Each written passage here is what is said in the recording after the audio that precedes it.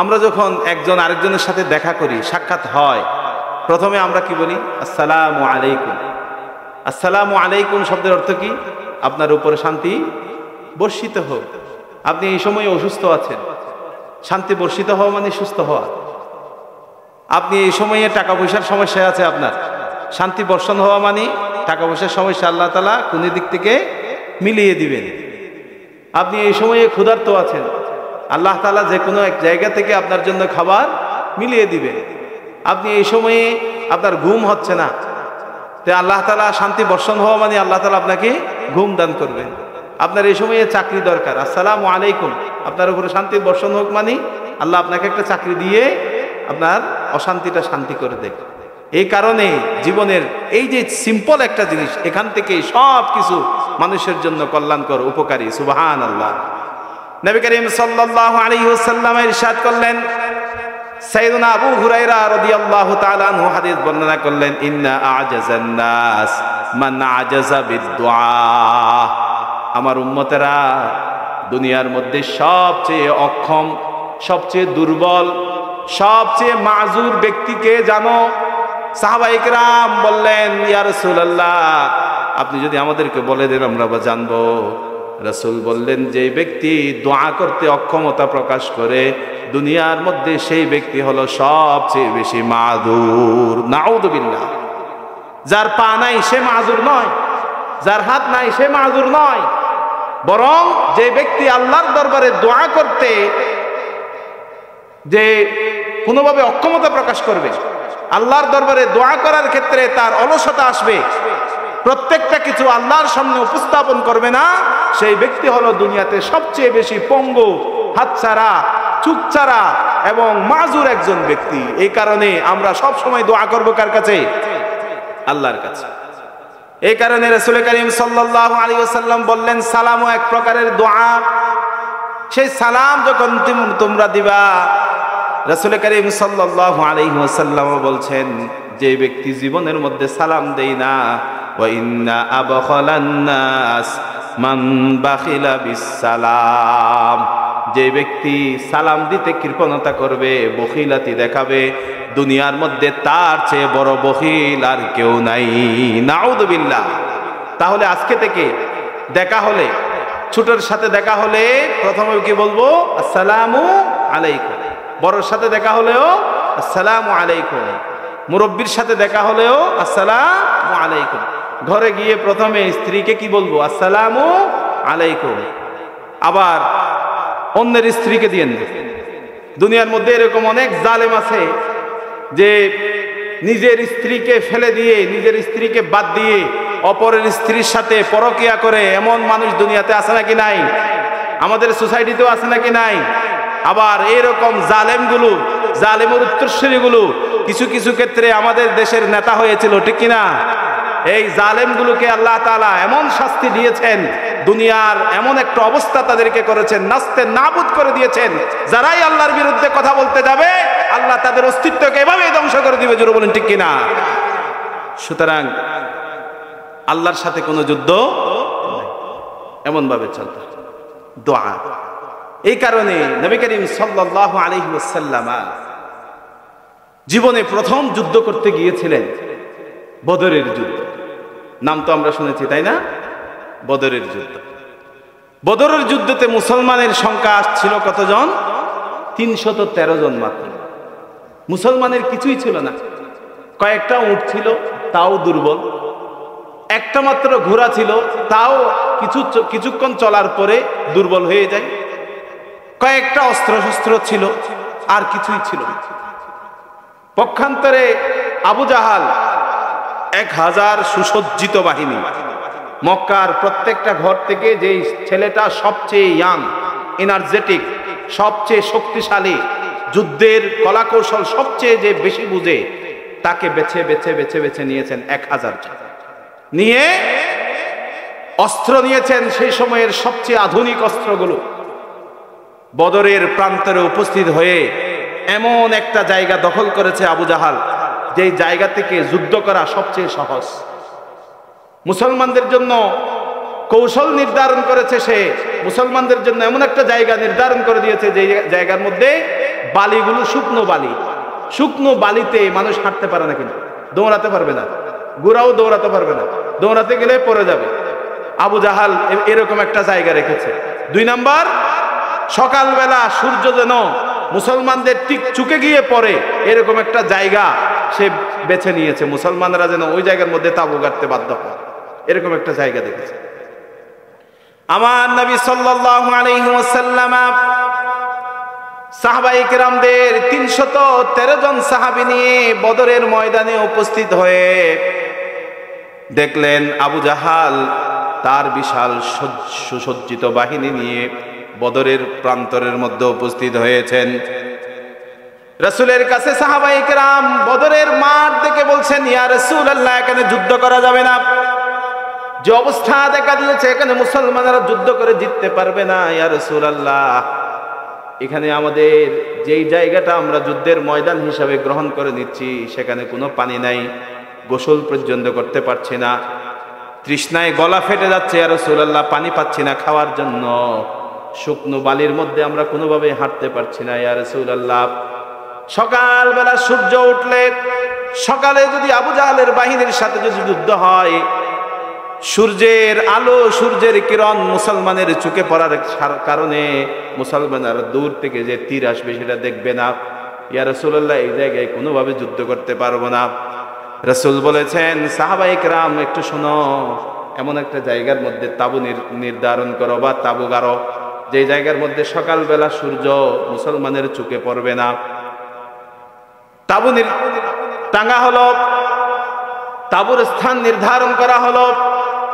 ওদিকে আবু জাহালের বাহিনী, সুসজ্জিত বাহিনী, নারী, মদ, খাবার দাবার নিয়ে ঢুলের আওয়াজে যুদ্ধের দামামার কারণে মুসলমানরা থাকতে পারছে না। এই অবস্থা, দূর থেকে শয়তান মুসলমানদের কলবের ভেতরে আরো ভয় আতঙ্ক ঢুকিয়ে দিচ্ছে। সাইয়েদনা আবু বকর রাদিয়াল্লাহু তাআলা আনহু বলছেন, সেই সময়ে মুসলমানেরা খুব দুশ্চিন্তাগ্রস্ত অবস্থায় একে অপরের দিকে হাঁটছে, বাইরে পায়চারি করছে। কিছুক্ষণ পরে আমি খেয়াল করলাম রাসূলুল্লাহকে দেখা যাচ্ছে না কোথাও। রাসূলুল্লাহকে খোঁজার জন্য আমি রাসূলুল্লাহর তাঁবুর ভেতরে ঢুকলাম। তাঁবুর ভেতরে ঢুকার সাথে সাথে আমি দেখলাম আমার নবী সিজদায় পড়ে আছেন, আর সিজদার মধ্যে দোয়া করছেন, আল্লাহুম্মা আনজিজনি মা ওয়া'আদতানি, আল্লাহুম্মা আতিনি মা ওয়া'আদতানি, আল্লাহুম্মা ইন তুহলিক হাযিহিল ইসাবা মিন আহলিল ইসলাম লা তা'বুদু ফিল আরদ। ও আল্লাহ, তুমি আমার সাথে ওয়াদা করেছিলা দুনিয়ার মধ্যে ইসলামকে তুমি বিজয় করবা। আল্লাহ, আজকে তুমি আমার সাথে যেই ওয়াদা করেছো সেই ওয়াদাকে তুমি পূর্ণ করো। ও আমার রব, আজকের এই বদরের ময়দানে যদি মুসলমান বাহিনী পরাজিত হয়, দুনিয়ার মধ্যে তোমাকে ডাকার মতো আর কোনো ব্যক্তি থাকবে না। রাসূল সিজদায় পড়ে দোয়া করছেন, সেই সিজদায় দোয়া করে চোখের পানি ফেলে দিয়েছেন। আবার কখনো কখনো সিজদা থেকে ওঠা হাত এতটুকু তুলেছেন।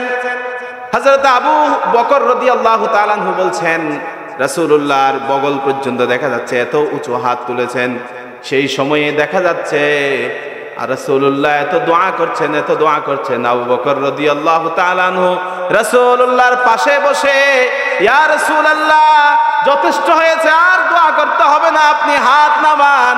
ইয়া রাসূলুল্লাহ, বাইরে একটু খেয়াল করেন, আল্লাহ রাব্বুল আলামিন আরশ থেকে বৃষ্টি বর্ষণকারী ফেরেশতা পাঠিয়ে বদরের প্রান্তরে যে জায়গায় মুসলমানেরা তাঁবু স্থাপন করেছে, বৃষ্টি দিয়ে পুরা শুকনো বালিগুলোকে ভিজিয়ে দিয়েছেন। সুবহানাল্লাহ। আবু বকর রাদিয়াল্লাহু তাআলা আনহু বলছেন, এত সংখ্যক বৃষ্টি হয়েছে, আমাদের যাদের তৃষ্ণা ছিল আমরা পানি পান করেছি, যাদের গোসল ফরজ ছিল আমরা গোসল করেছি, আমরা পানি জমা রেখেছি। বদরের পুরা ওয়ারফিল্ডটা শক্ত হয়ে গিয়েছে। ফলশ্রুতিতে আমরা কিছুক্ষণ মাত্র যুদ্ধ করেছি, আবু জাহেলের বাহিনী মুহূর্তের মধ্যে ল্যাজ গুটিয়ে পালিয়ে গিয়েছে। সুবহানাল্লাহ। দোয়া, বদরের প্রান্তরে সেই দোয়া মুসলমানদের কপাল খুলে দিয়েছে। আজকেও যদি আমরা আল্লাহর দরবারে সেভাবে দোয়া করতে পারি, আল্লাহর দরবারে যদি আমরা সেভাবেই দোয়া করতে পারি যেভাবে রাসূলুল্লাহ দোয়া করা আমাদেরকে শিখিয়ে দিয়েছেন, তাহলে মুসলমানদের অবস্থা আর একটা সেকেন্ডের জন্য পরাজিত হবে না।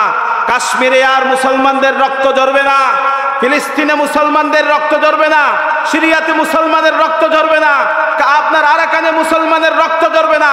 সারা পৃথিবীতে কালিমার পতাকা পথ পথ করে উঠবে। জোরে বলেন ঠিক কিনা? আমাদেরকে আল্লাহর দরবারে দোয়া করা শিখতে হবে। এই কারণে রাসূলুল্লাহ দোয়া করার পদ্ধতি শিখিয়ে দিয়েছেন।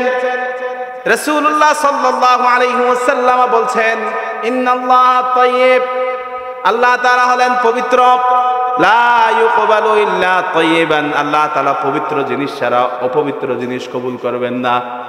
সুদের টাকা যদি মসজিদের মধ্যে আপনি দান করেন, আল্লাহ কবুল করবেন। সুদের টাকা যদি আপনি মাদ্রাসায় দান করেন, আল্লাহ কবুল করবেন। সুদের টাকা দিয়ে যদি আপনি কোরআন কিনে একজন গরিব মানুষকে আপনি দান করেন, সেখানে সওয়াব হবে নাকি? ঘুষের টাকাও আল্লাহ তাআলা কবুল করবেন না।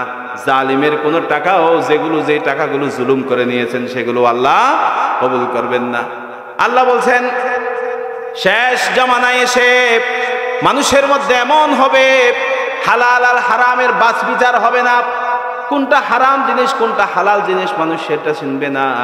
ফলশ্রুতিতে এমন হবে, সে ফামুদ্দু ইয়াদাইহি ইলাস সামা, হাত উপরের দিকে তুলবে, উপরের দিকে তুলে দোয়া করবে, ইয়া রব, ইয়া রব, হে আমার রব, হে আমার রব, ও আল্লাহ আমার দোয়া কবুল করো, ও আল্লাহ আমার দোয়া কবুল করো। কিন্তু আল্লাহ তাআলা মানুষের দোয়া কবুল করবেন না, কারণ আল্লাহর নবী বলছেন, ওয়া মাতআমুহু হারামুন, সেই সময়ে মানুষদের মধ্যে অধিকাংশ মানুষ হারাম খায়। ওয়া মাশরাবুহু হারামুন, যা পান করে হারাম পান করে। ওয়া মালবাসুহু হারামুন, যে পোশাক পরেছে সেটাও হারামের টাকা দিয়ে পোশাক পরেছে। ফাগুযিয়া বিল হারাম, পুরা জিন্দেগিটা হারাম হয়ে গেছে। ফাআন্না ইউস্তাজাবু লাক, সারা জীবন আল্লাহকে তারা ডাকতে পারবে, আল্লাহ তাদের দোয়া কবুল করবেন না। এই কারণে যাহা কিছু ব্যয় করব, যাহা কিছু আপনি দান করবেন, সবকিছু হালাল হতে হবে, ঠিক কিনা? হারাম কোনো জিনিস দান করা যাবে না। এখন তো আমরা দেখি মসজিদের সবার প্রধান অতিথি কাকে করব? এলাকার সবচেয়ে বড় চোর ডাকাত, যে রাজনৈতিক দলের নেতা হয়েছে বলেই, তার একটু বাহুবল একটু বেশি বলেই, পাওয়ার আছে বলেই তাকে পাওয়ারের বলে মসজিদের সবার প্রধান অতিথি করেছি। এই ধরনের জালেমগুলোকে প্রধান অতিথি করা ইসলামী শরীয়ত কোনোভাবেই মানে না। জোরে বলুন ঠিক কিনা? তাদেরকে কোনোভাবে প্রধান অতিথি করা, তাদের দান কবুল গ্রহণ করা যাবে না। মসজিদ দরকার হলে বেড়ার মসজিদ থাকবে, ভাঙা মসজিদ থাকবে। মাদ্রাসাতে আপনার ছাদের মাদ্রাসার পরিবর্তে চট বিছিয়ে মানুষ কোরআন হাদিস পড়বে, তারপরেও কোন সুদখোর, কোন ঘুষখোর, কোন জালেম, কোন চাঁদাবাজের কাছ থেকে টাকা নিয়ে মসজিদ পাকা করা যাবে? এটা হলো ইসলামী শরীয়ত। এই কারণে দোয়া করতে হবে হালাল খেয়ে। হারাম খেয়ে দোয়া কবুল করা আল্লাহ তাআলা কখনো কবুল করবেন না। এই কারণে আপনি দেখবেন রাসূলুল্লাহ সাল্লাল্লাহু আলাইহি ওয়াসাল্লামের দোয়া আল্লাহ তাআলা বুলেটের মতো কবুল করতেন। রাসূল বলেছেন, আদ-দুআউ মুখুল ইবাদাহ, দোয়া হলো ইবাদতের মগজ। মানে হলো একজন মানুষের হাত, পা, মাথা সব কিছু আছে, কিন্তু মাথার ভিতরে মগজ নাই। সেই মানুষটা পরিপূর্ণ মানুষ। সে আর কথাবার্তা ব্যালেন্সের সাথে সুন্দর কথাবার্তা বলতে পারবে? মগজ না থাকলে সেই মানুষের কোনো দাম আছে? মানুষকে আমরা দাম দেই কেন? মগজ আছে বলেই। মানুষ সেই মগজ দিয়ে চিন্তা করতে পারে, গবেষণা করতে পারে, রিসার্চ করতে পারে। মানুষ ছাড়া অন্য প্রাণীর এমনি মগজ আছে, সেগুলোর কোনো কাজ করে না। মানুষ আজকে থেকে 1000 বছর আগে যেভাবে মানুষ ঘরবাড়ি বাঁধতো, আজকে সেভাবে ঘরবাড়ি বাঁধে? 1000 বছর আগে 20 তলা বিল্ডিং ছিল, আজকে 20 তলা বিল্ডিং ছাড়া শহর নাই। এই অবস্থা। এর অর্থ হলো মানুষ তার জিন্দেগি গবেষণা করে আস্তে আস্তে উপরের দিকে যাচ্ছে। তার মানে হলো আপনি নামাজ পড়েছেন, হজ করেছেন, যাকাত দিয়েছেন, রোজা রেখেছেন, কোরআন তেলাওয়াত করেছেন, দান করেছেন, সদকা করেছেন, দোয়া করেননি আপনি, আল্লাহর নবী বলছেন সেই ব্যক্তি পুরা শরীরের অঙ্গ প্রত্যঙ্গ সবকিছু আছে, মগজ নাই যে অবস্থা, যে ব্যক্তি দোয়া করে না সেই ব্যক্তির অবস্থাও এমন। জোরে বলি নাউযু বিল্লাহ। এই কারণে সব সময় আপনি কোনো একটা জায়গায় কষ্টে পড়ে গেছেন, দোয়া করতে হবে কার কাছে? আল্লাহর কাছে। যত কষ্ট করেছে সেই কষ্টকর জীবন, রাসূলুল্লাহর দিনে এরকম কষ্টকর জীবন এসেছিল নাকি? সাহাবায়ে কেরামদের মধ্যে রাসূলুল্লাহর জিন্দেগির খুঁটি নাটি ছোট বড় যাহা কিছু আছে সব কিছু খুঁটিয়ে খুঁটিয়ে বের করার একটা সুন্দর সুন্দর একটা অভ্যাস ছিল। সুবহানাল্লাহ।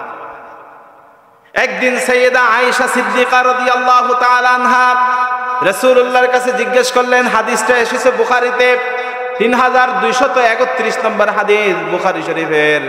সাইয়েদা আয়েশা সিদ্দিকা রাদিয়াল্লাহু তাআলা আনহা রাসূলুল্লাহর কাছে জিজ্ঞেস করলেন, আন্নাহা ক্বালাত লিরাসূলিল্লাহি সাল্লাল্লাহু আলাইহি ওয়াসাল্লাম, ইয়া রাসূলুল্লাহ, ও আল্লাহর নবী, হাল আতা আলাইকা ইয়াউমুন কানা আশাদ্দু মিন ইয়াউমি উহুদিন, ও আল্লাহর নবী, উহুদের দিনের চেয়ে কঠিন কোন দিন আপনার জীবনে এসেছিল নাকি? উহুদের দিনে এক কাফের আপনাকে আঘাত করেছে, এদিক দিয়ে একটা তীর ঢুকে অথবা লোহার রড ঢুকে আপনার চোখের ঠিক উপর দিয়ে উঠেছে। এক কাফের আপনাকে লোহার একটা রড দিয়ে আঘাত করেছে, এদিক দিয়ে ঢুকে সামনের দুইটা দন্দন মুবারক শহীদ হয়ে গিয়েছে। আরেক কাফের পেছন থেকে আঘাত করেছে, এখানে পাথর ঢুকে গিয়েছে। ইয়া রাসূলুল্লাহ, আপনি আঘাত সহ্য করতে না পেরে উহুদের একটা জায়গার মধ্যে আপনি বেহুশ হয়ে গিয়েছিলেন। এই দিনের চেয়ে কঠিন কোন দিন আপনার জীবনে এসেছিল নাকি?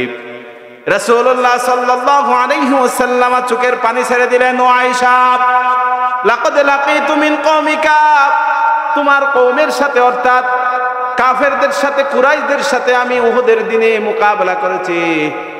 কুরাইশরা আমাকে নির্যাতন করেছে, কিন্তু সেই নির্যাতনের সময়ে আমার চতুর্পাশে ছিল আবু বকর, ওমর, আলী ও আয়েশা, আমার সমস্ত সাহাবীরা ছিল। তালহা ইবনে উবাইদুল্লাহর শরীরের দিকে তাকাও, আমাকে উহুদের ময়দানে বাঁচানোর জন্য এক নয়, দুই নয়, 70টা তীর তার শরীরের মধ্যে সে সহ্য করেছে। সুবহানাল্লাহ। তালহা ইবনে উবাইদুল্লাহ যখন দেখেছেন কাফেররা রাসূলুল্লাহর দিকে তীর মারছেন, তালহা ইবনে উবাইদুল্লাহ বলছেন, ও উবাইদুল্লাহ, তোমার জীবন মুহাম্মদুর রাসূলুল্লাহর কদমের মধ্যে কুরবানি। তুমি যদি দুনিয়ার মধ্যে জীবিত থাকতে একটা তীর যদি মুহাম্মদুর রাসূলুল্লাহর শরীরে গিয়ে আঘাত করে, কিয়ামতের ময়দানে যদি তোমার রব জিজ্ঞেস করে, ও উবাইদুল্লাহ, তুমি তোমার শরীরকে রক্ষা করেছো, তোমার সামনে আমার হাবিবের শরীরের মধ্যে তীর ঢুকেছে, উবাইদুল্লাহ, তুমি আল্লাহর দরবারে কিয়ামতের ময়দানে কি উত্তর দিবা? সুতরাং শরীরে এক বিন্দু রক্ত থাকতে উবাইদুল্লাহ, তুমি তোমার শরীর দিয়ে কাফেরের সমস্ত তীরগুলোকে তুমি রক্ষা করো। সুবহানাল্লাহ। উবাইদুল্লাহ রাদিয়াল্লাহু তাআলা আনহু, হযরত তালহা ইবনে উবাইদুল্লাহ রাসূলুল্লাহকে জড়িয়ে ধরেছেন পেছন দিয়ে। 70টা তীর ঢুকেছে, এক একটা তীর যেন কলিজায় গিয়ে লেগেছে। রাসূলুল্লাহ কিছুক্ষণ পর যখন হুঁশ আসলো, বেহুশ থেকে যখন জ্ঞান ফিরল, রাসূলুল্লাহ প্রথমে উঠে বলছেন, আমার উবাইদুল্লাহ কই? আমার উবাইদুল্লাহকে আমার সামনে নিয়ে আসো, আমার উবাইদুল্লাহকে আমি দেখতে চাই।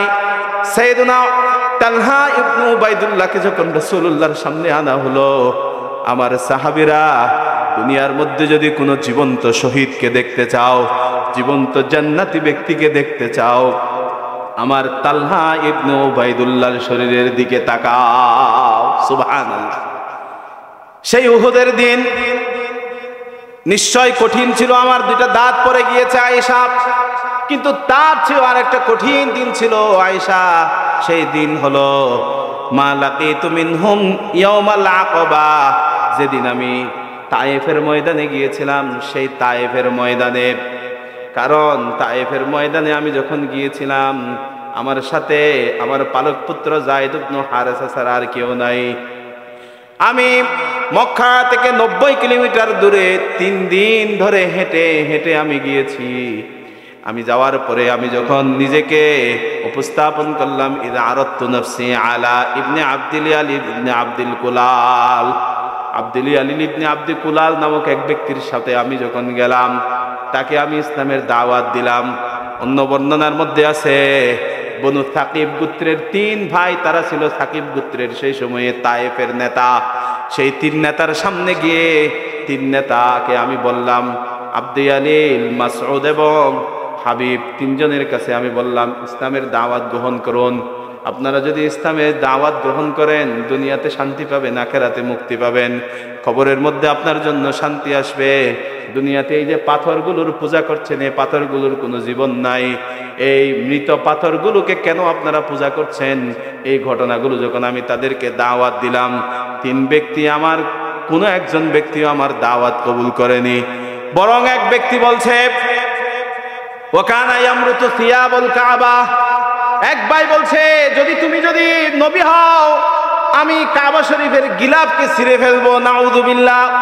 অর্থাৎ কাবা শরীফের গিলাফ ছিঁড়া যেমন অসম্মানের কাজ, আল্লাহ তোমাকে নবী নির্বাচন করাটাও এমন অসম্মানের একটা কাজ, এটা কখনো হতে পারে না।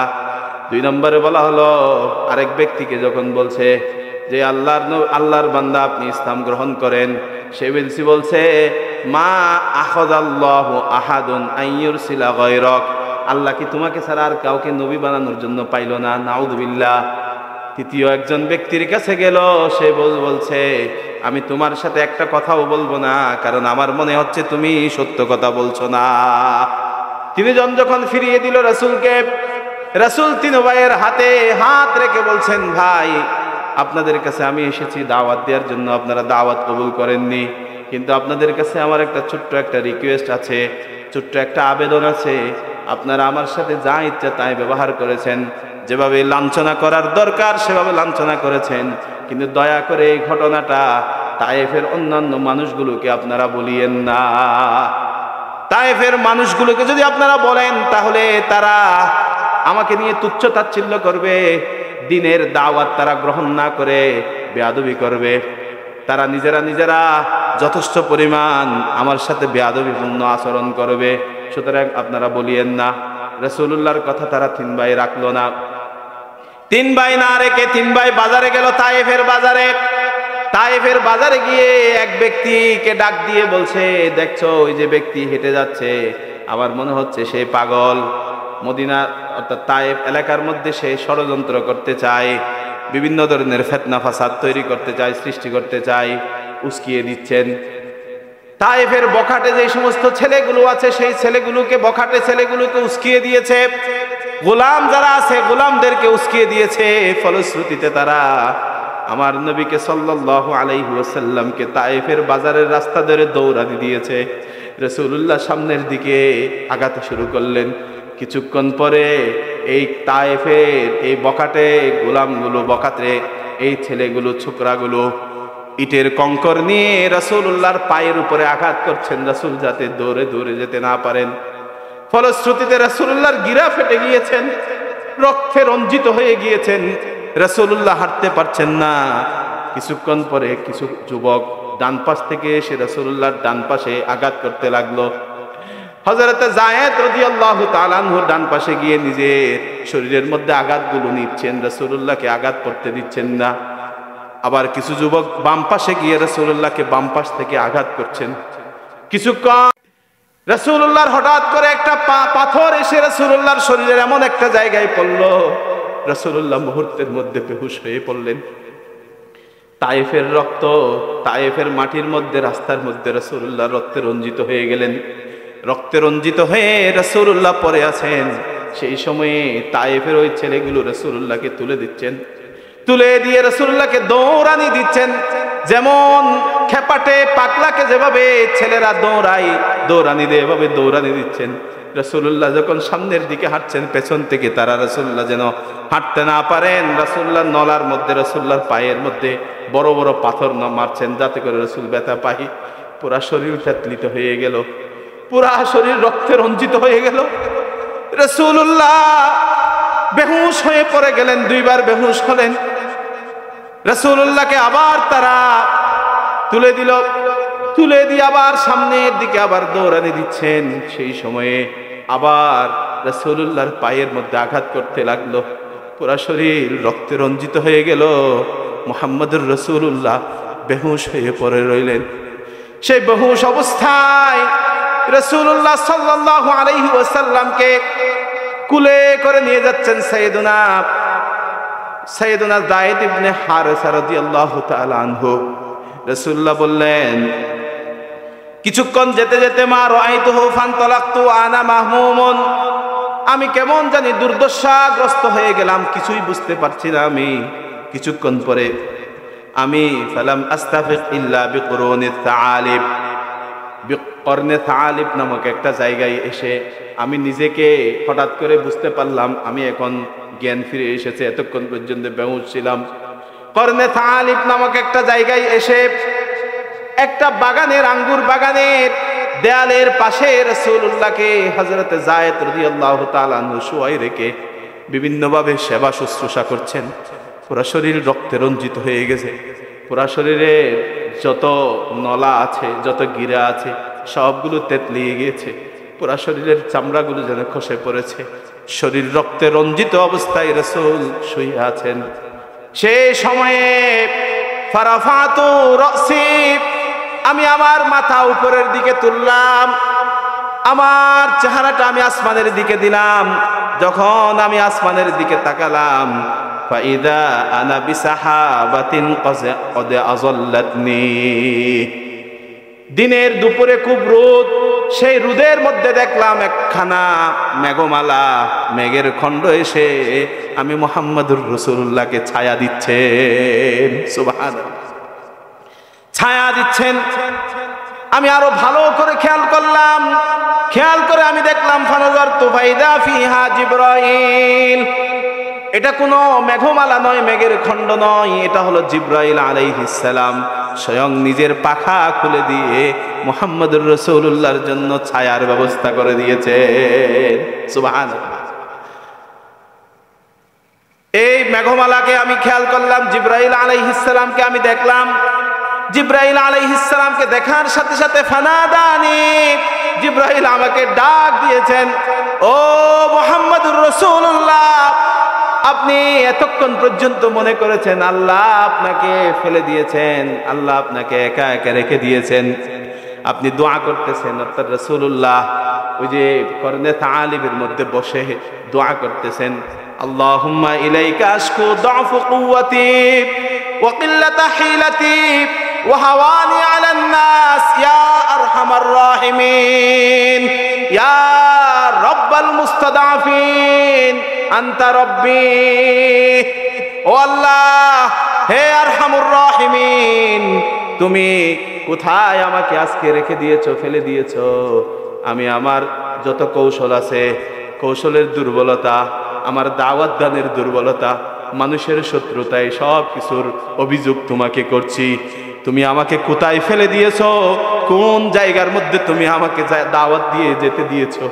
যে মানুষগুলো ইসলামের এই মহান দাওয়াত না বুঝে আমার শরীরের উপর আঘাত করেছে, আমার পুরো শরীরকে রক্তে রঞ্জিত করে ফেলেছে, আমার পুরো জীবনটাকে তারা ধ্বংস করে দিতে চায়। ও আমার রব, তুমি কি কোনোভাবে আমার উপরে রাগান্বিত হয়েছো নাকি? তুমি কি আমার উপরে কোনোভাবেই রাগান্বিত হয়ে আমাকে শাস্তি দিতে চাও নাকি? এভাবে রাসূলুল্লাহ যখন দোয়া করছেন, সেই সময়ে জিবরাইল আলাইহিস সালাম বলছেন, ও মুহাম্মদুর রাসূলুল্লাহ, আপনি শুনেন, ইন্নাল্লাহ আযজা ওয়া জাল্লা ক্বাদ সামিআ কওলাক। ও মুহাম্মদুর রাসূলুল্লাহ, আপনার সাথে আপনার কওম যে আচরণগুলো করেছে, আল্লাহ আপনার আহ্বান শুনেছে, আপনার ডাক শুনেছে, আপনার দোয়া শুনেছে। আজকে দেখেন, শুধু আমি একা একা আসেনি, আমি জিবরাইল একা একা আসেনি, রাসূলুল্লাহ আমার পাশে খেয়াল করেন, আমার সাথে আরেকজনকে আজকে আল্লাহ পাঠিয়েছেন। ওয়াকাদ বাআসা ইলাইকা মালাকুল জিবাল, পাহাড়ের ফেরেশতাকেও আমার সাথে পাঠিয়ে দিয়েছেন। লিতা'মুরা বিমা শি'তা ফীহিম, আজকে পাহাড়ের ফেরেশতাদেরকে যা ইচ্ছা আপনি আদেশ দিতে পারবেন। পাহাড়ের ফেরেশতার সাথে সাথে বললেন, ওয়াসাল্লামা আলাইয়া, রাসূল বলছেন পাহাড়ের ফেরেশতা আমাকে আসসালাতু ওয়াসসালামু আলাইকা সাইয়্যিদি ইয়া রাসূলুল্লাহ বলেছেন, আমাকে সালাম দিল। সালাম দেওয়ার পরে বলছেন, ও মুহাম্মদুর রাসূলুল্লাহ, ইন্নাল্লাহ ক্বাদ সামিআ কাওলা কওমিকা লাকা, আপনার দোয়া, আপনার কওম আপনার সাথে যে ব্যবহার করেছেন সব কিছু আল্লাহ তাআলা শুনেছেন। এই কারণে আল্লাহ তাআলা আমাকে আজকে পাঠিয়েছেন আপনার কাছে। দয়া করে ওয়ানা মালাকুল জিবাল, আমি হলাম পাহাড় নিয়ন্ত্রণকারী ফেরেশতা, পাহাড় রক্ষণাবেক্ষণকারী ফেরেশতা। ওয়াকাদ বাআতানি রাব্বুকা ইলাইকা লিতা'মুরনি বিমা আহলাকা বিমা আমরাকা ফিমা ফামা শিতা, আমাকে পাঠিয়েছেন আপনি আজকে আমাকে যা আদেশ করবেন আমি মালাকুল জিবাল পাহাড় নিয়ন্ত্রণকারী ফেরেশতা সব কিছু আজকে করতে বাধ্য হব। আপনি বলেন কি করতে হবে? আপনি কি চান যে এই মুহূর্তে যদি আপনি চান আন উদবিকা আলাইহিমুল আকসাবাইন, পাহাড়কে দুই দিক থেকে এমন ভাবে আমি চাপ দিব, এমন ভাবে তাদেরকে আমি পাহাড়ের দুই টুকরার দুই চূড়ার মাঝখানে ফেলে দিব, ফলশ্রুতিতে দুই পাহাড়ের মধ্যবর্তীতে তায়েফ অঞ্চলটার মানুষের জন্য কবর হয়ে যাবে। রাসূলুল্লাহ পাহাড়ের ফেরেশতার কথা শুনছেন, শোনার পরে ফাকাল লাহু রাসূলুল্লাহ সাল্লাল্লাহু আলাইহি ওয়াসাল্লাম, রাসূল সাল্লাল্লাহু আলাইহি ওয়াসাল্লাম ইরশাদ করলেন, বাল আরজু আন ইউখরিজাল্লাহু মিন আসলাবিহিম মান ইয়াবুদুল্লাহা ওয়াহদাহু ওয়া লা ইউশরিকু বিহি শাইআ। ও পাহাড়ের ফেরেশতা, আজকে সমস্ত ব্যক্তিদেরকে আঘাত করার দরকার নাই, মারারও দরকার নাই, বরং আমি আশা করছি আমার এই কওমের পরে এমন এক প্রজন্ম আসবে যারা আমার আল্লাহর ইবাদত করবে এবং যাবতীয় শিরককে তারা বর্জন করবে। সুবহানাল্লাহ। আল্লাহর নবী রহমাতুল লিল আলামিন, রহমাতুল লিল আলামিন হওয়ার কারণে আল্লাহর নবী কোনোভাবে আঘাত করার জন্য বলেনি। আল্লাহর নবী সাল্লাল্লাহু আলাইহি ওয়াসাল্লাম ওই কর্ণ সালেব বাগানের পাশে বসে আছেন। সেই সময়ে সেই বাগানের মালিক ছিল সাইবা, উতবা সাইবা, মক্কার সবচেয়ে বড় কাফের।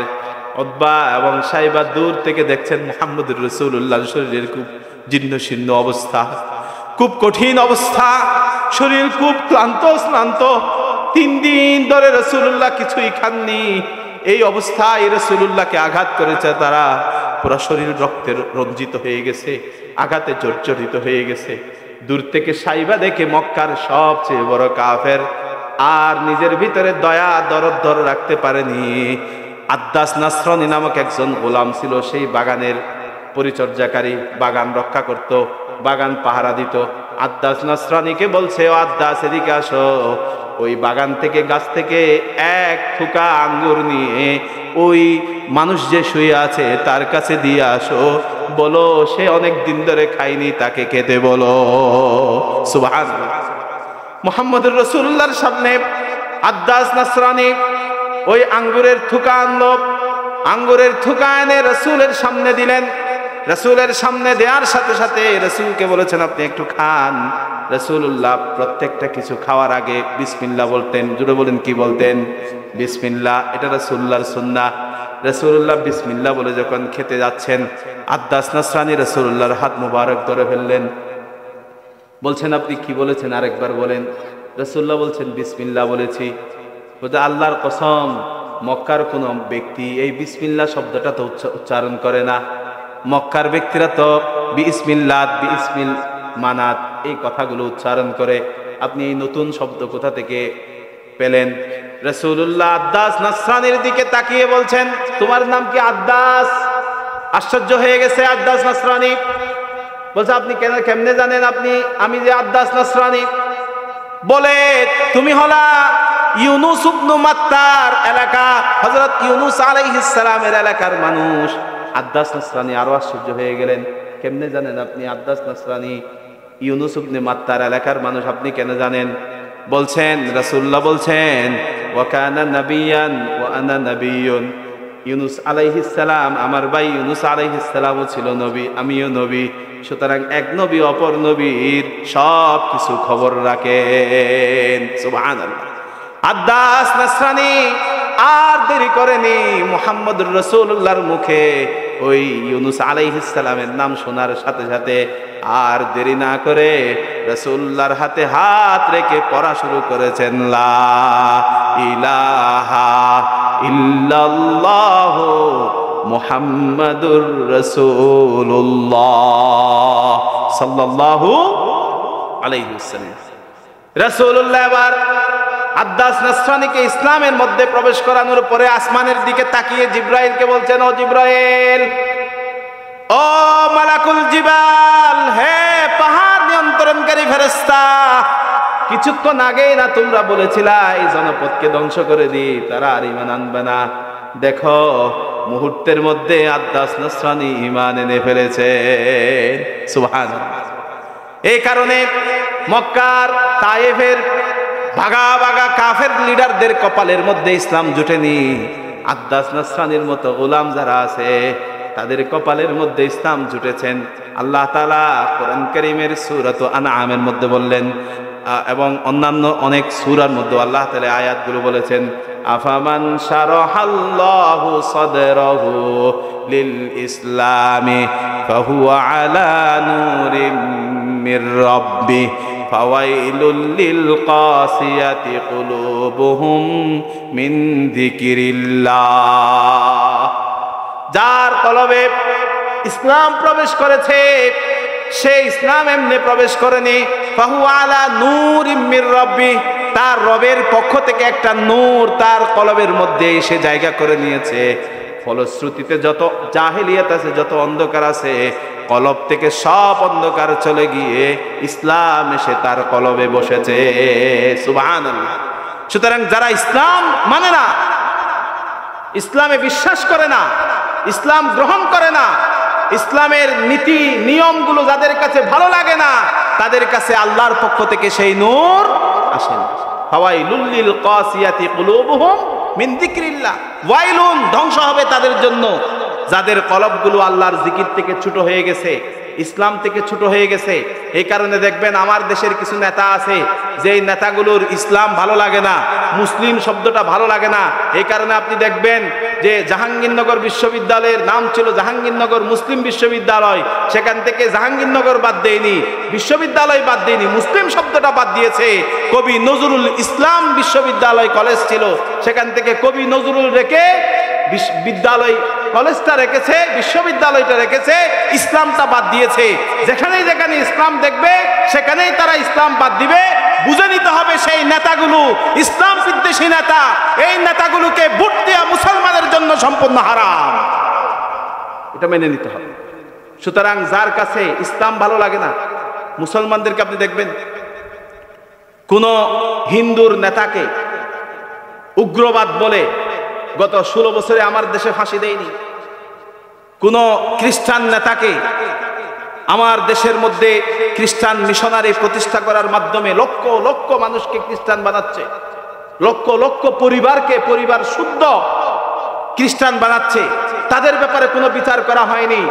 বরং কোরআনের দাওয়াত দেওয়ার অপরাধে আল্লামা দেলোয়ার হোসেন সাইদির মতো বিশ্ববরেণ্য মুফাসসিরকে তারা 13টা বছর জেলখানায় বন্দী রেখে অবশেষে হত্যা করেছে, শুধুমাত্র কোরআনের দাওয়াত দেওয়ার কারণে। সুতরাং যাদের কাছে ইসলাম আর মুসলিম ভালো লাগবে না, আল্লাহ বলছেন ফাওয়াইলুল লিল কাসিয়াতি কুলুবুহুম মিন যিকরিল্লাহ, আল্লাহ তাআলার হেদায়েত তাদের কাছে আসেনি, নূর তাদের কাছে আসেনি, এই কারণে তাদের কাছে ইসলামটা ভালো লাগে। এখন আসে রাসূলুল্লাহ সাল্লাল্লাহু আলাইহি ওয়াসাল্লাম আদ্দাস নাসরানী একজন গোলামকে ইসলামের দাওয়াত দিয়ে ইসলামের দাওয়াত কবুল করার কারণে খুব খুশি হয়ে গেছে। এতক্ষণ পর্যন্ত রাসূল শরীর জর্জরিত হয়ে গেছে, আঘাতে জর্জরিত হয়ে গেছে, সে আঘাতে জর্জরিত হওয়ার ফলেও রাসূল সমস্ত দুঃখগুলো ভুলে গেছে, সমস্ত কষ্ট ভুলে গেছে। একজন ব্যক্তি ঈমান এনেছেন, একজন তো ঈমান এনেছেন। সুবহানাল্লাহ। রাসূলুল্লাহ সাল্লাল্লাহু আলাইহি ওয়াসাল্লাম সেখান থেকে সামনের দিকে আগাতে শুরু করলেন যায়েদ রাদিয়াল্লাহু তাআলা আনহুকে নিয়ে। কত দূর এসে রাত হয়ে গেলেন। রাত হওয়ার ফলে রাসূলুল্লাহ সাল্লাল্লাহু আলাইহি ওয়াসাল্লাম এক জায়গার মধ্যে বিশ্রাম নিচ্ছেন, রাত কাটাবেন। রাসূলুল্লাহর একটা সুন্নাহ ছিল, রাসূলুল্লাহ কোন রাতের মধ্যে তাহাজ্জুদ ছাড়তেন না, তাহাজ্জুদের সালাত আদায় করতেন। কোন কোন হাদিসের মধ্যে আসছে রাসূলুল্লাহ ফজরের সালাত আদায় করার জন্য দাঁড়ালেন, কোন কোন হাদিসের মধ্যে এসেছে তাহাজ্জুদের সালাতের জন্য রাসূলুল্লাহ দাঁড়ালেন। সেই দাঁড়ানো অবস্থায় রাসূলুল্লাহ সাল্লাল্লাহু আলাইহি ওয়াসাল্লাম কোরআন কারীমের সবচেয়ে সুন্দর সূরা সূরাতুর রহমান সালাতের মধ্যে তেলাওয়াত শুরু করে দিলেন। আর রহমান আল্লামাল কুরআন খালাকাল ইনসানা আল্লামাহুল বায়ান। রাসূল তিলাওয়াত করছেন, তিলাওয়াত করার সময়ে হঠাৎ করে রাসূলুল্লাহ সাল্লাল্লাহু আলাইহি ওয়াসাল্লামের সামনে উপস্থিত হয়েছে একদল জিন। একদল জিন রাসূলুল্লাহর সেই সুন্দর কোরআন তেলাওয়াত তন্ময় হয়ে শুনে রয়েছেন। রাসূলুল্লাহর কোরআন তেলাওয়াত শেষ হয়েছে, সালাত শেষ হয়েছে, জিনের দল রাসূলুল্লাহর সাথে কথা বলতে শুরু করে দিলেন। কথা বলার পরে রাসূলুল্লাহ সাল্লাল্লাহু আলাইহি ওয়াসাল্লাম জিনদের সাথে কথা বলছেন। জিনেরা বলল, আমরা এতদিন পর্যন্ত প্রথম আসমানের নিচে গিয়ে আসমান থেকে ফেরেশতারা যে সিদ্ধান্তগুলো আল্লাহর পক্ষ থেকে আসতো, জিবরাইল আলাইহিস সালাম ফেরেশতাদেরকে বুঝিয়ে দিতেন, ও অমুকের ফেরেশতা কিরামান কাতিবিন, আজকে তুমি অমুককে এই জিনিসটা হবে, ওই অমুকের জীবনে অমুকের ভাগ্যের মধ্যে আজকে এটা আসবে, তমুকের রিজিকের মধ্যে আজকে এটা আসবে, অমুক এলাকার মধ্যে ভূমিকম্প হবে, অমুক এলাকার মধ্যে আজকে বৃষ্টি হবে, অমুক এলাকার মধ্যে আজকে এটা হবে, তমুক এলাকাতে এটা হবে। সেই সময়ে জিনেরা প্রথম আসমানের নিচে গিয়ে ওই সিদ্ধান্তগুলো শুনতো। সেই সিদ্ধান্তগুলো শুনে জিনেরা এখানে এসে ওই যে গণকগুলো ছিল সেই গণকদেরকে বলে দিত, আজকে এই জিনিসটা হবে, অমুকের আমলনামায় এটা হবে, তমুকের এটা হবে, তমুকের ভাগ্যে এটা হবে। গণকেরা সেই কথাগুলো বলতো মানুষের কাছে। কিন্তু হঠাৎ করে গত 10 বছর ধরে আমরা দেখলাম, আমরা যখন প্রথম আসমানের মধ্যে খবর কালেকশনের জন্য যাই, তখন শিহাব নামক এক ধরনের তারকা এসে আমাদেরকে আঘাত করে প্রথম আসমানের নিচে আমাদেরকে আর যেতে দিচ্ছে না। কোনোভাবে খবরগুলো আমরা সংগ্রহ করতে পারছি না, ওই দুষ্ট জিনগুলো বলছে। এই কারণে আমাদের বাদশা যিনি, জিনের বাদশা যিনি, সেই বাদশা দুনিয়ার মধ্যে আমাকে পাঠিয়েছেন, আমাদেরকে পাঠিয়েছেন। নিঃসন্দেহে দুনিয়াতে বড় ধরনের কোনো পরিবর্তন আসছে, এই কারণে আসমান এত বেশি নিরাপদ হয়ে গেছে। আসমান রক্ষণাবেক্ষণ ফেরেশতারা এত বেশি নিরাপত্তা আজকে রক্ষা করছেন। নিঃসন্দেহে দুনিয়ার মধ্যে বড় কিছু হয়েছে। এখন সেই ঘটনা দুনিয়ার মধ্যে তালাশ করার জন্য জিনদের কয়েকটা প্রতিনিধি পুরো দুনিয়ার মধ্যে ঘুরে বেড়াচ্ছেন। রাসূলুল্লাহর পাশ দিয়ে যে জিনদের প্রতিনিধি ঘুরে বেড়াচ্ছেন, সেই জিনদের প্রতিনিধি সেই কথা রাসূলুল্লাহকে বলছেন। রাসূলুল্লাহ বলছেন, আমি হলাম শেষ নবী মুহাম্মাদুর রাসূলুল্লাহ সাল্লাল্লাহু আলাইহি ওয়াসাল্লাম।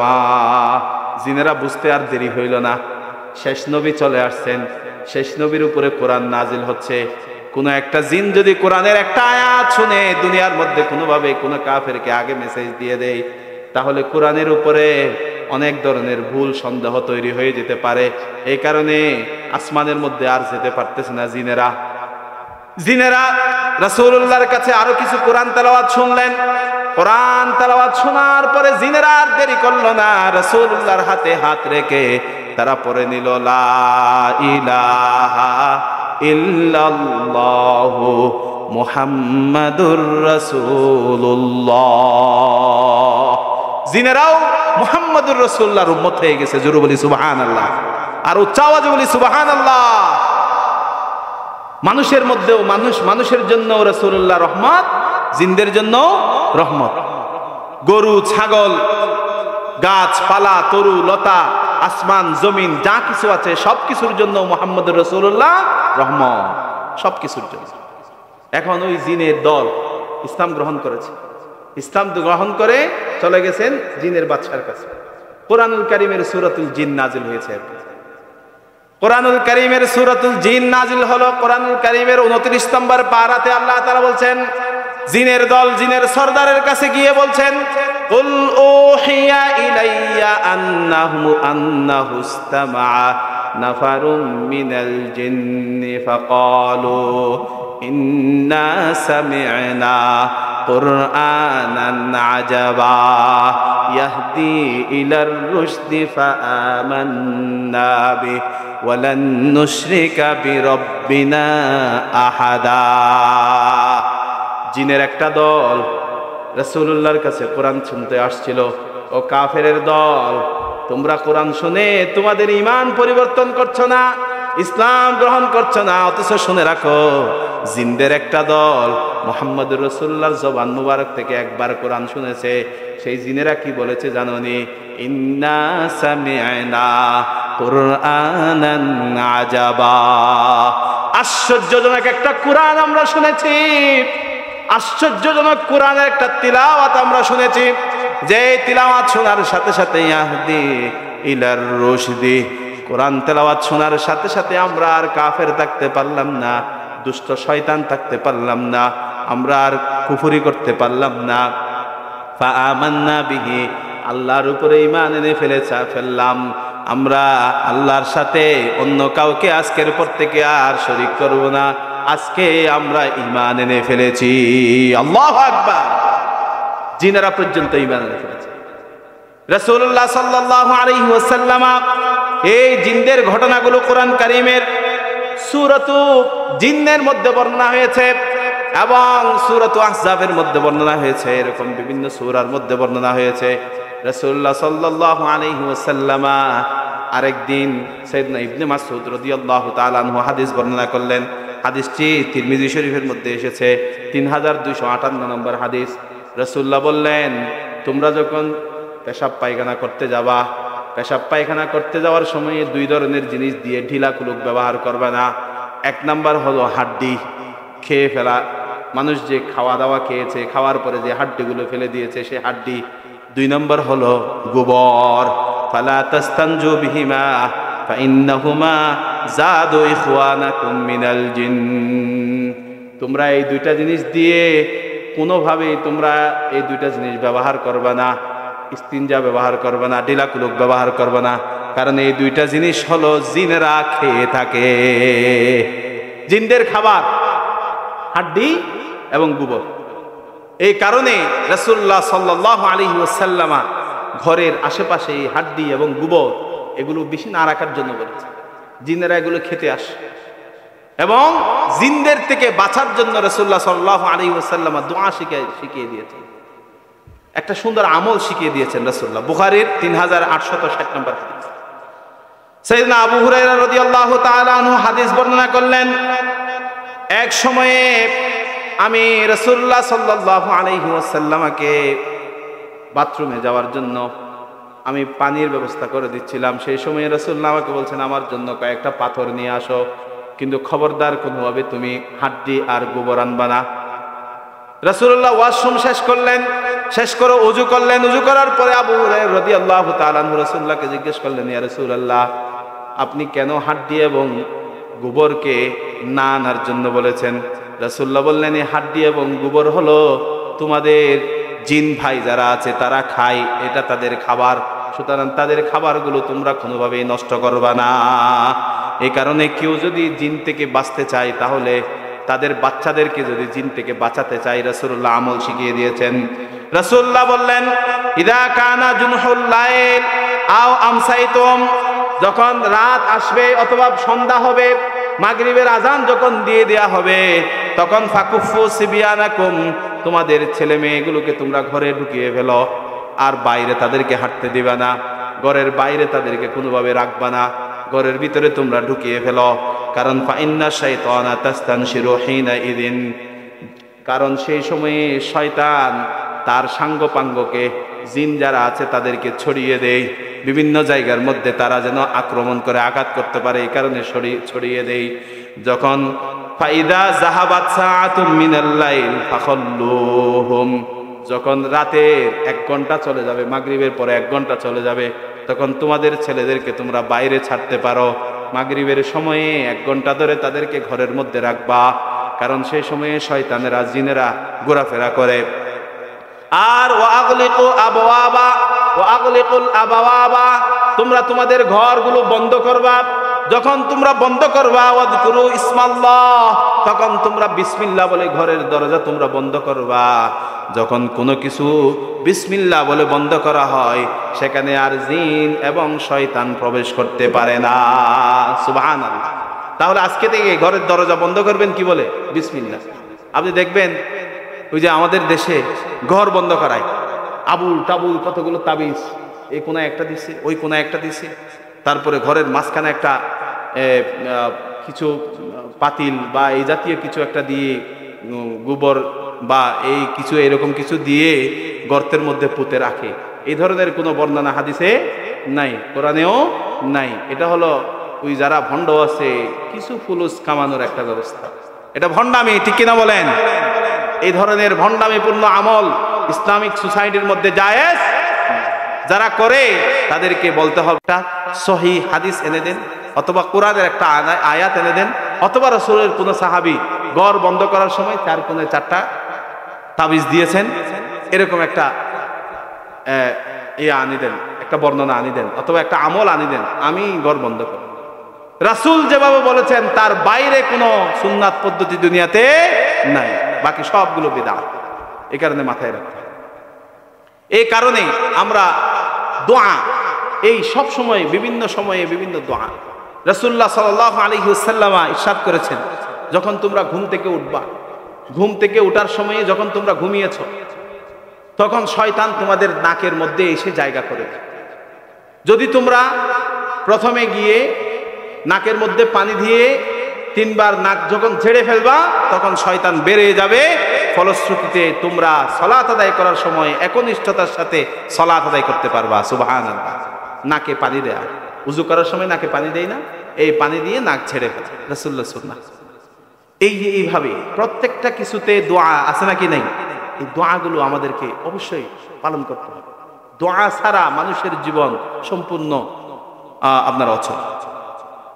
আপনি দেখেন বদরের যুদ্ধে অল্প কয়েকজন সাহাবী নিয়ে মুসলমানেরা বিজয় লাভ করেছে, কিন্তু আপনি দেখেন হুনাইন নামক একটা যুদ্ধ আছে।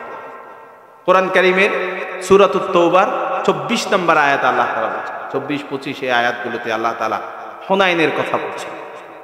আল্লাহ তাআলা ইরশাদ করলেন, লাকাদ নাসারাকুমুল্লাহু ফি মাওয়াতিন কাসীরাতিন ওয়া ইয়াওমা হুনাইন ইয আ'জাবাতকুম কাসরাতুকুম ফালান তুগনিয়া আনকুম ফিআতুকুম শাইআ।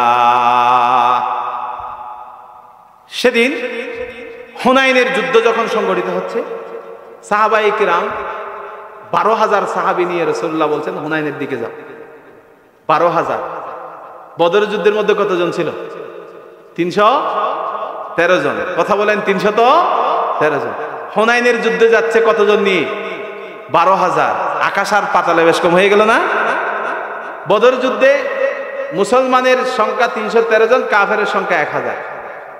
ওদিকে হুনাইনের যুদ্ধে মুসলমানের সংখ্যা 12,000, কাফেরের সংখ্যা 20,000, অর্ধেকের চেয়েও কম। আর ইয আ'জাবাতকুম কাসরাতুকুম, মুসলমানরা যখন বের হয়েছে মদিনা থেকে তখন বলছে, দেখো 313 জন দিয়ে আবু জাহালের গোষ্ঠীকে নাস্তে নাবুদ করে দিয়েছে, আজকে আমরা 12,000, একটাকেও পা রাখতে দিব?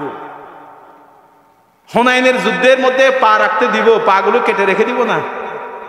এভাবেই একটা হাব ভাব চলে আসছে। ইয আ'জাবাতকুম কাসরাতুকুম, 12,000 মানুষ আমরা হুনাইনকে মুহূর্তের মধ্যে জয় করে আমরা চলে আসবো।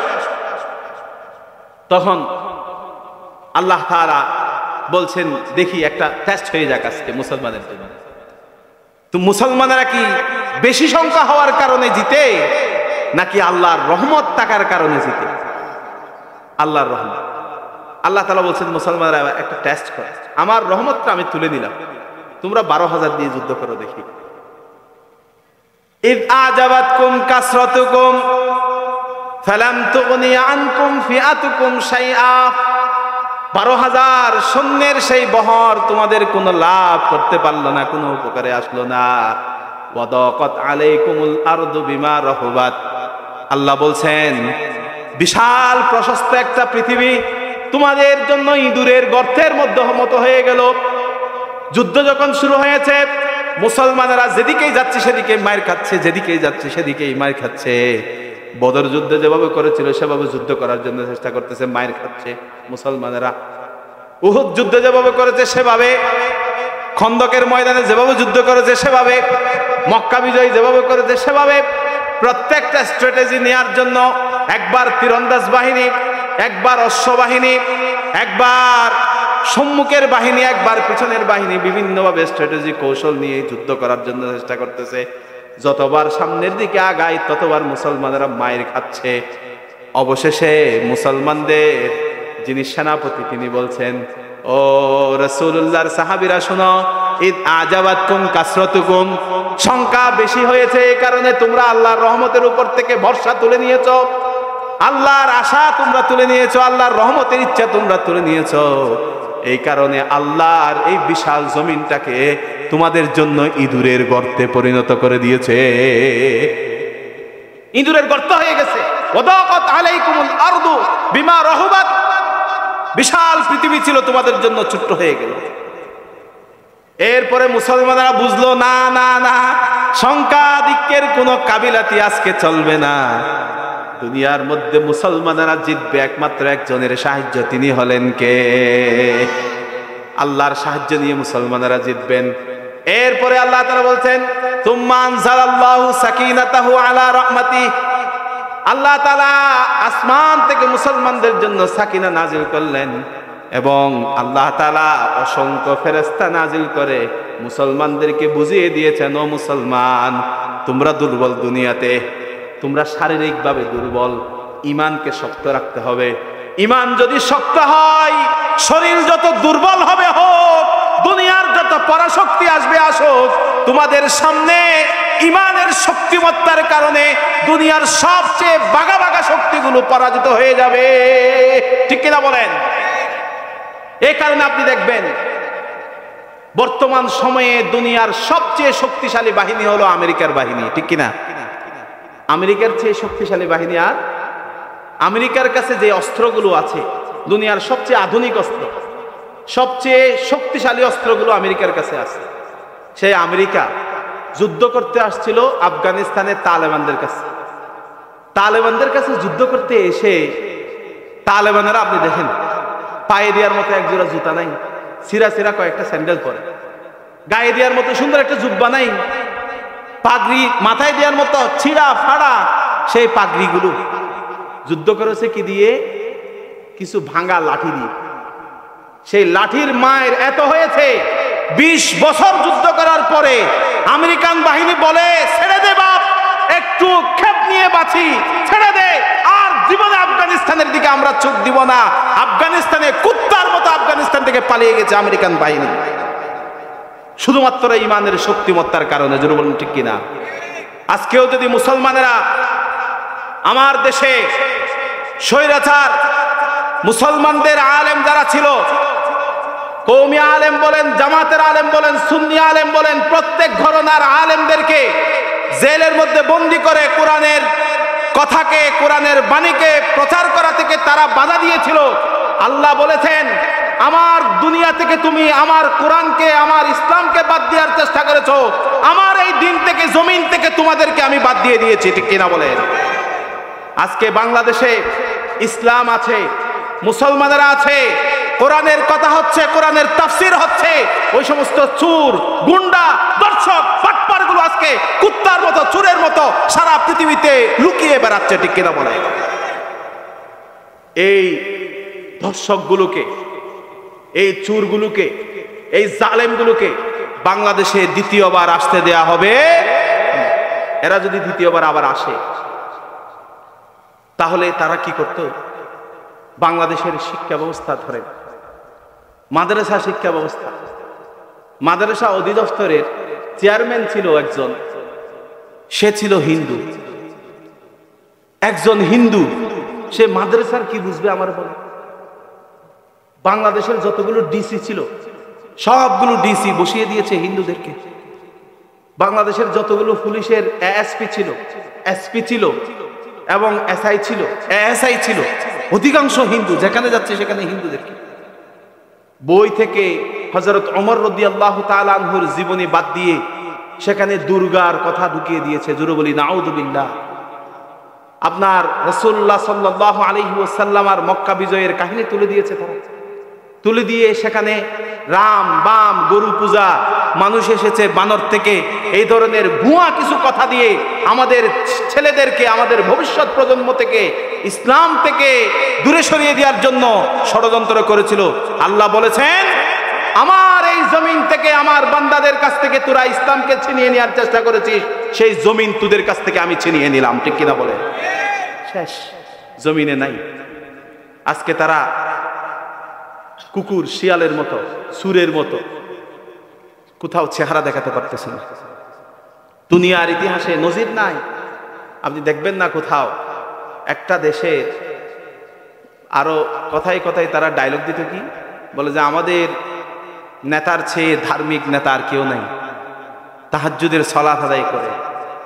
যেই সময়ে তাহাজ্জুদের সালাত আদায় করে, যে ব্যক্তি তাহাজ্জুদের সালাত আদায় করে, সেই ব্যক্তি কোনোদিন যারা কোরআনের রাজ কায়েম করার কথা বলে তাদেরকে কখনো ফাঁসি দিতে পারে? তো তাদেরকে ফাঁসি দেওয়ার সিদ্ধান্ত আসছিল কেন? সুতরাং তাদেরকে ভোট দেয়া, তাদেরকে সাপোর্ট দেয়া, তাদের সাথে থাকা, এটা হলো মুহাম্মদুর রাসূলুল্লাহ সাল্লাল্লাহু আলাইহি ওয়াসাল্লাম দ্বীনের সাথে বিশ্বাসঘাতকতা করার মতো। হুজুরেরা অনেক সময় আমরা শুনতাম, তো ওরা বলতো, হুজুরেরা আসলে কথাই কথাই আমরা যে চুরি করি, ডাকাতি করি, ধর্ষণ করি, এই কথাগুলো বলে, কোরআন থেকে কথা বলে না। তো ধর্ষণ না করার কথা কোরআনে নাই, ধর্ষণ না করার কথা কোরআনে নাই। তো তোমরা ধর্ষণ করবা আর হুজুররা ধরে দিলে ঝামেলা তো ওই জায়গায়। তো এই যে ঝামেলাগুলো, বাংলাদেশের কোন একটা সিঙ্গেল একটা জায়গা নাই যেখানে পাপের রাজত্ব তৈরি করেনি। বাচ্চাদেরকে মসজিদমুখী না করে বাচ্চাদের জন্য বিভিন্ন প্রকারের নাচ গান ইত্যাদির আয়োজন তারা করেছে। এই ধরনের কাজগুলো যারা করেছে তারা কখনো মুসলমানের সন্তান হতে পারে না। এটা আমাদেরকে মাথায় রাখতে হবে। আজকের আয়োজন যারা করেছে, আজকের আয়োজকদের জন্য অবশ্যই দোয়া করবেন। একটা মাহফিল করার জন্য অনেক কষ্ট করতে হয়, অনেক পরিশ্রম করতে হয়, কতজনের সাথে যোগাযোগ করতে হয়, কত ধরনের মাইকের কথা, প্যান্ডেলের কথা, আবার কিছু বক্তা সিলেকশন করা, অনেক ধরনের কথাবার্তা, অনেক কিছু আছে। সুতরাং তাদেরও অনেক ধরনের হয়তো ছোটখাটো এদিক ওদিক হয়ে যেতে পারে। তাদেরকে ক্ষমা সুন্দর দৃষ্টিতে দেখে ভবিষ্যতে আগামী বছর যেন এই মাহফিল আরো অনেক বড় একটা প্যান্ডেলে হয় এবং অনেক জায়গা থেকে মানুষ আসার ব্যবস্থা করতে পারে, আরো অনেক ভালো মানের মুফাসসির যেন আগামী বছর আসতে পারে, সেই দোয়া, সেই দরখাস্ত আমরা রাখছি। আল্লাহ তাআলা আমাদেরকে আগামী বছরের জন্য কবুল করে নিন। সবাই বলি আল্লাহুম্মা আমিন। সুবহানাকা আল্লাহুম্মা ওয়া বিহামদিকা আশহাদু আল্লা ইলাহা ইল্লা আনতা আস্তাগফিরুকা ওয়া আতুবু ইলাইক। আসসালামু আলাইকুম ওয়া রাহমাতুল্লাহি ওয়া বারাকাতুহু।